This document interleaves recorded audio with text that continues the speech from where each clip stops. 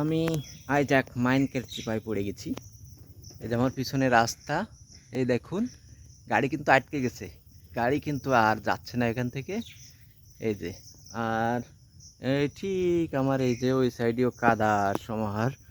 দাঁড়ান, ফ্রন্ট ক্যাম ব্যাক ক্যাম, এই যে এই দেখুন কি সুন্দর কাদা, এখান থেকে কাদা, এখান থেকে কাদা। এই যে কি কাজ যে করি এই কাজে, হ্যাঁ আসলে কি বলবো।